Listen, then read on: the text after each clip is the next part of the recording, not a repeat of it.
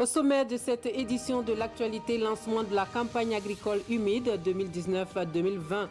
5 800 000 tonnes de céréales sont les ambitions affichées pour relever le défi de la sécurité alimentaire au Burkina Faso. Quel modèle d'exploitation agricole pour une transformation structurelle et une résilience du secteur agricole? C'est le thème de la campagne dont le coup d'envoi est donné dans les cascades. On voit cela dès le début de ce journal. Les résultats des élections européennes qui donnent une certaine percée, bien que contenue pour les eurosceptiques, une poussée en Italie, en Hongrie et même en France où le Rassemblement national de Marine Le Pen est en tête avec plus de 23% des suffrages. Les équilibres politiques sont partis pour être chamboulés au Parlement européen. Bonjour, merci de suivre les actualités de la mi-journée sur la télévision du Burkina. Cela dit, 5 800 000 tonnes de production céréalière. C'est l'ambition affichée pour la campagne agricole humide 2019-2020 au Burkina Faso. Le gouvernement qui entend relever plus efficacement le défi de la sécurité alimentaire se donne les moyens pour atteindre ses objectifs en mettant à la disposition des producteurs des intrants et équipements agricoles et des superficies abondantes. On espère surtout une pluviométrie qui sera de la campagne donc pour de bonnes récoltes. C'est dans les cascades que le ministre en charge de l'agriculture lance officiellement la campagne. Reportage Moussa Tamboura, Siriki Milogo Moumouni Barou. La Boula Koumounsara dans les cascades.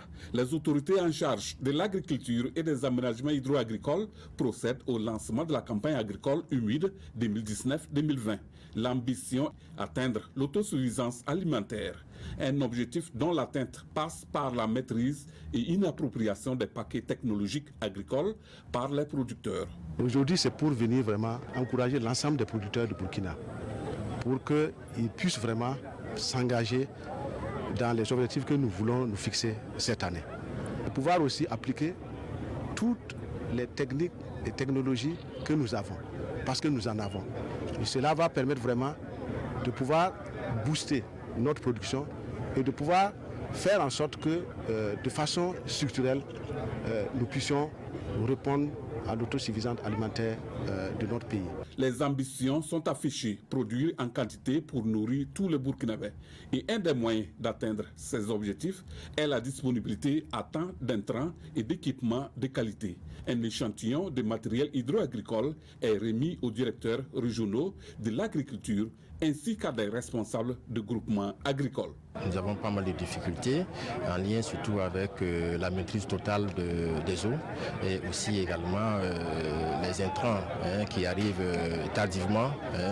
Et également, il y a la question également de financement du secteur agricole. Alors nous avons demandé au gouvernement de faire un effort pour que nous puissions vraiment être résilients. La résilience commence par la maîtrise totale des eaux d'irrigation. Pour cette campagne agricole, la première phase de descente des 1000 hectares d'extension du périmètre irrigué de Nyonfila-Djouna est lancée.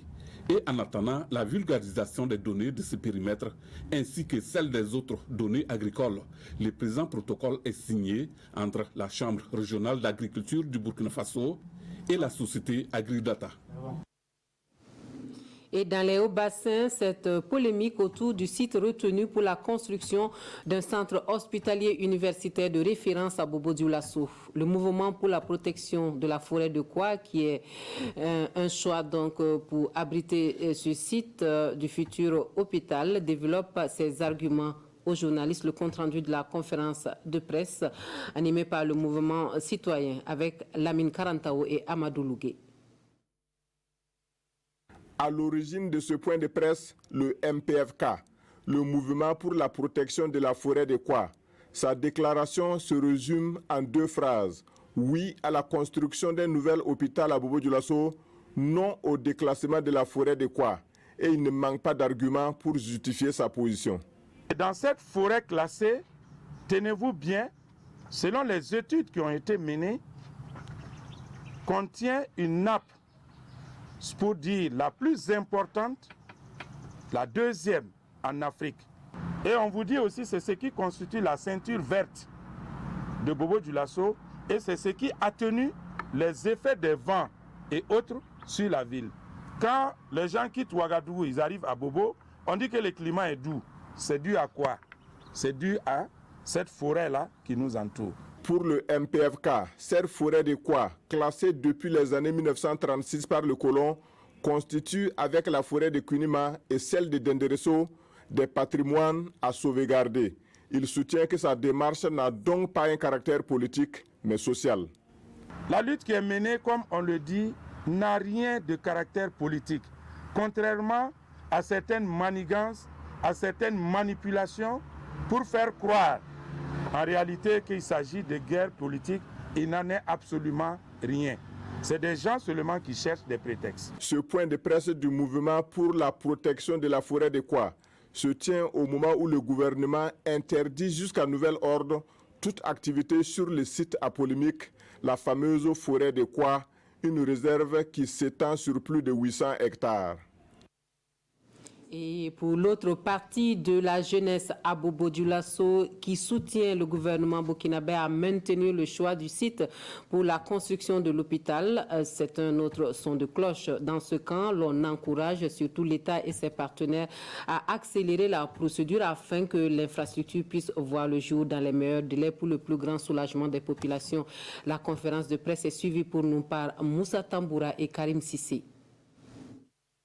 Une délégation gouvernementale conduite par le ministre d'État, Simeon Sawadogo, avait demandé la suspension de toute activité sur le site actuel du futur hôpital de référence de Bobo Dioulasso en attendant les résultats de l'étude d'impact environnemental et social.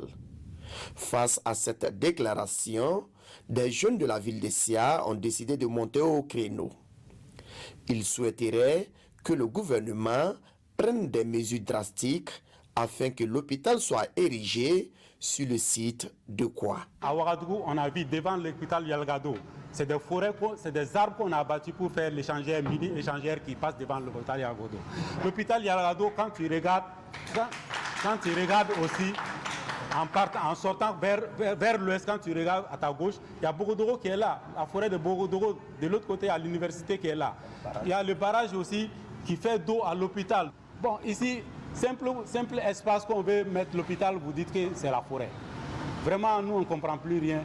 Donc, cette lutte-là, on va la mener jusqu'au bout. Pour ces jeunes, il est temps que le gouvernement sonne la fin de la récréation en ce qui concerne la polémique sur le choix du site actuel.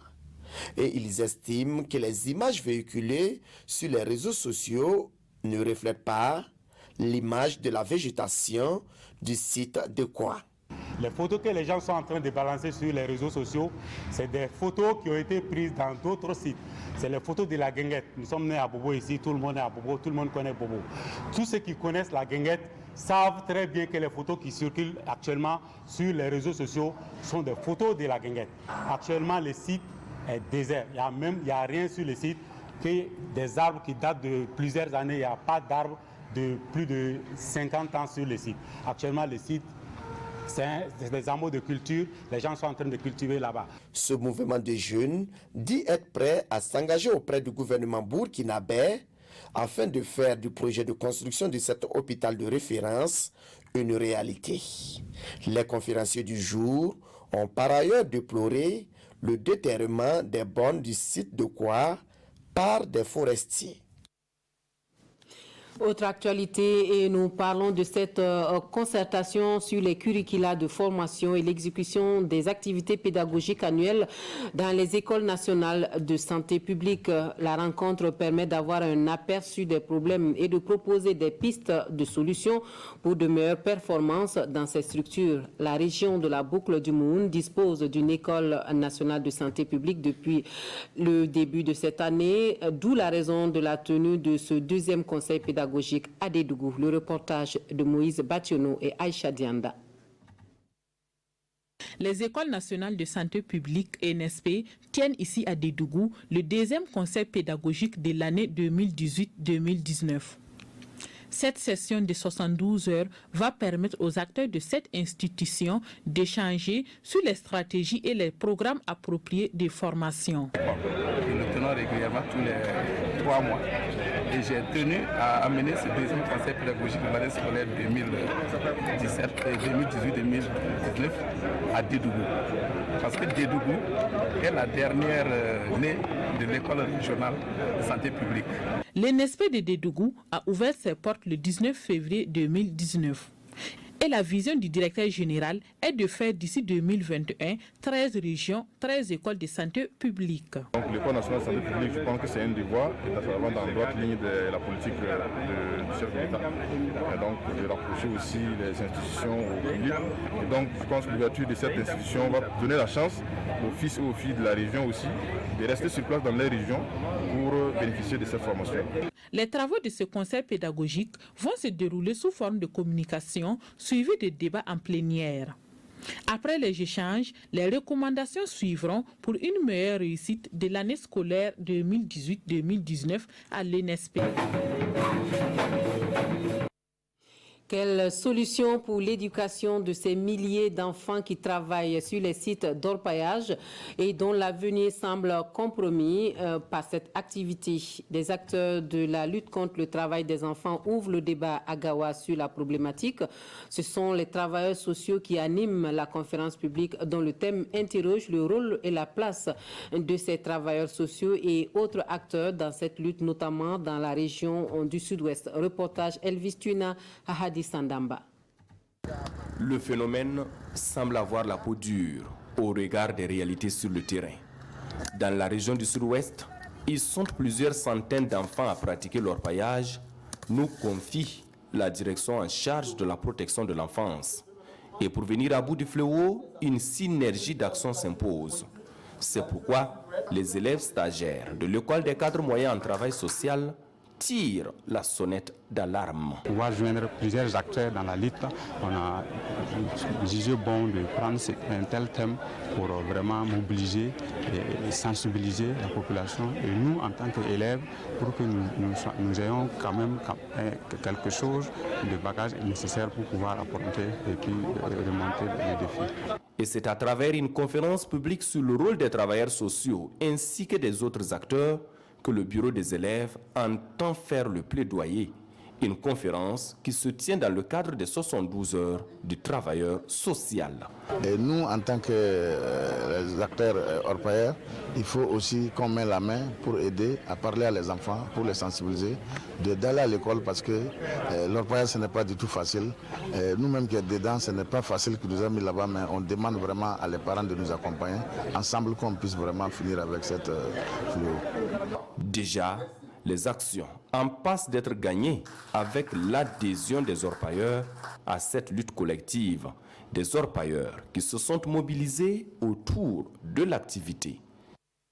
Non loin de là, à Nyimbo, c'est l'intronisation du tout nouveau chef de ce village qui donne lieu à un moment de retrouvailles pour valoriser les us et coutumes. Les temps forts de ce moment avec Aboubakar Traoré.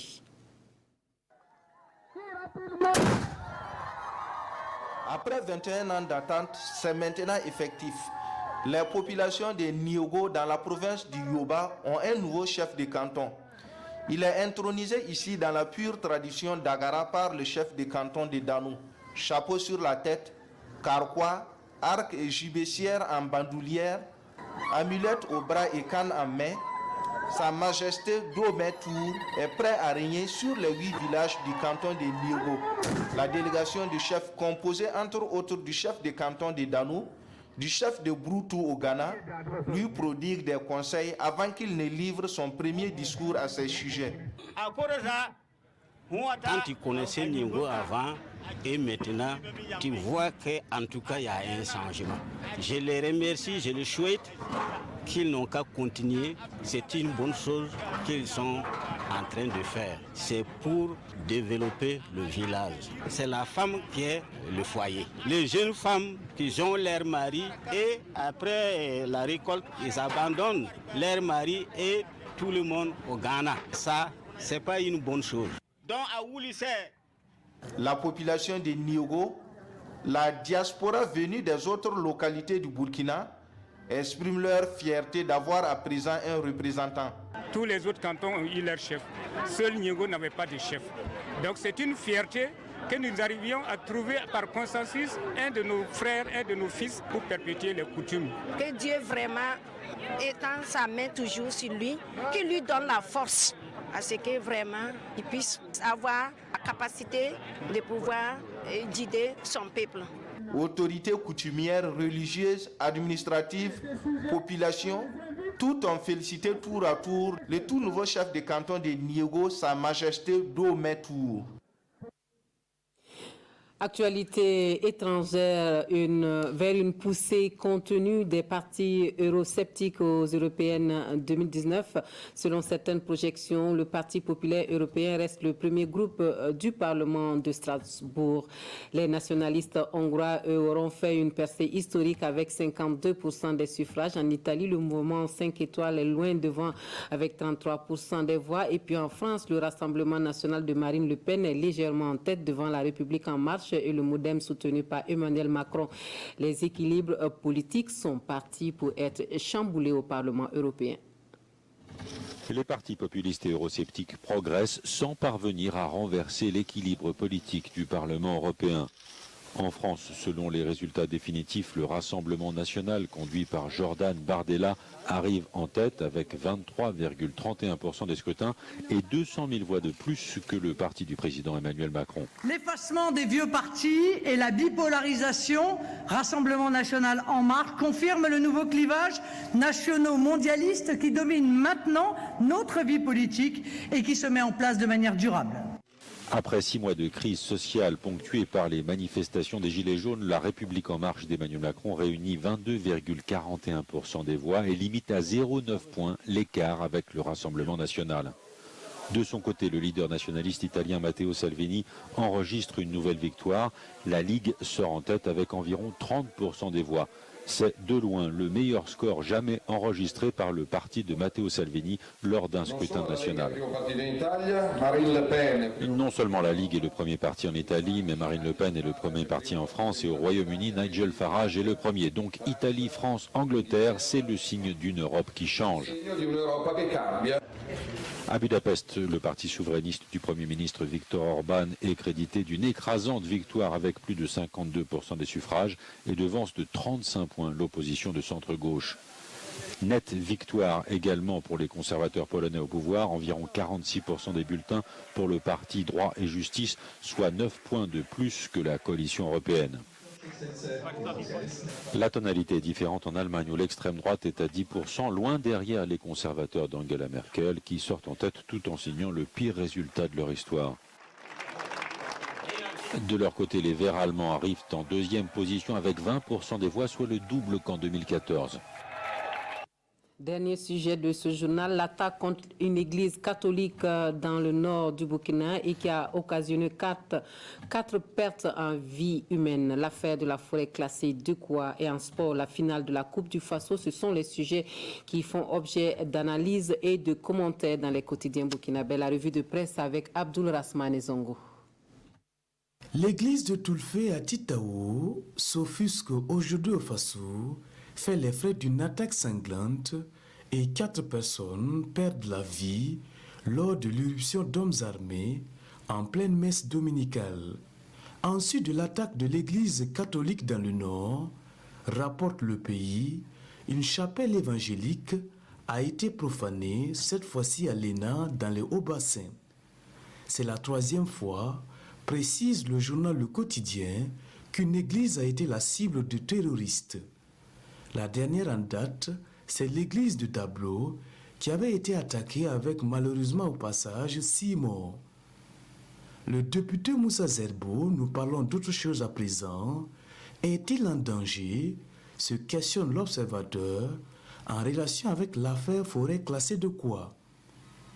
Selon notre confrère, des jeunes armés de gourdins s'invitent dans la conférence de presse pour en découdre avec les organisateurs dont Moussa Zerbo.